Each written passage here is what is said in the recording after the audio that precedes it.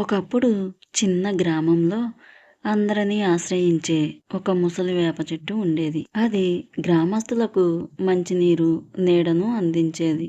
మందుల కోసం ఆకుల్ని, కొమ్మల్ని అందించేది. ఆ గ్రామంలో ఎవరికి ఏ అవసరం కలిగినా ఆ చెట్టు వారికి సహాయం చేసేది. అదే గ్రామంలో ఒక స్వార్థపరుడు ఉండేవాడు. తన స్వార్థం కోసం ఆ చెట్టును నాశనం చేయాలనుకున్నాడు. అతను చెట్టు కింద దాచిన తన ధనాన్ని ఎవరు గుర్తించకూడదు అనే ఆలోచనతో చెట్టును కట్ చేయాలని నిర్ణయించుకున్నాడు. ఆ చెట్టును నరకడం మొదలు పెట్టినప్పుడు ఆ చెట్టు మృదువుగా మాట్లాడింది. ఒకసారి ఆలోచించు.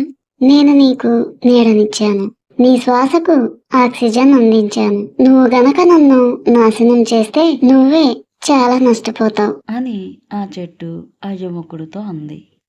ఆ మాటలు విన్న యువకుడు చెట్టు నరకడం ఆపి ఆలోచించాడు. తన తప్పును తెలుసుకొని బాధపడ్డాడు.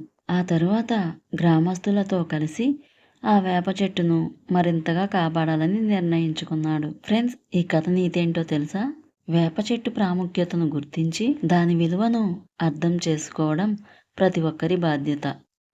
ఒకప్పుడు ఒక గుడ్లగూబ, ఒక పిచ్చుక మంచి స్నేహితులు. అవి అడవిలో ఒక పెద్ద వృక్షంపై నివసించేవి.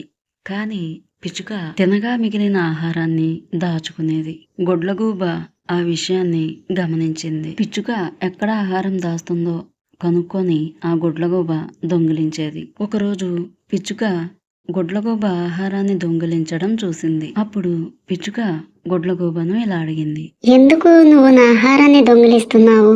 నువ్వు కూడా వెళ్ళి సంపాదించుకోవచ్చు కదా అని పిచ్చుక గుడ్లగూబను అడిగింది. అప్పుడు గుడ్లగూబ నవ్వుతూ ఇలా సమాధానం ఇచ్చింది. నేను మెలకువగా ఉంటాను, కానీ నేనేమి పని చేయను. నువ్వు కష్టపడుతున్నావు కాబట్టి నీ ఆహారాన్ని నేనే తింటాను అని గుడ్లగూబ సమాధానం ఇచ్చింది. అప్పుడు పిచ్చుక తెలివిగా ఆలోచించి ఆహారాన్ని గుడ్లగూబకు తెలియకుండా దాచిపెట్టేది.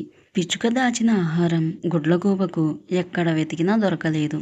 పిచ్చుక తెలివితో తన ఆహారాన్ని కాపాడుకుంది. కానీ గుడ్లగూబ తన ఆకలితో తన తప్పును తెలుసుకుంది. ఈ కథ నీతేంటో తెలుసా ఫ్రెండ్స్? ఇతరుల కష్టానికి తగిన గౌరవం ఇవ్వాలి. ఫ్రెండ్స్, ఇలాంటి మరిన్ని స్టోరీస్ కావాలంటే మన ఛానల్ని సబ్స్క్రైబ్ చేయండి, షేర్ చేయండి, లైక్ చేయండి. మరొక మంచి కథతో మళ్ళీ రేపు మీ ముందుకు వచ్చేస్తాను. బాయ్.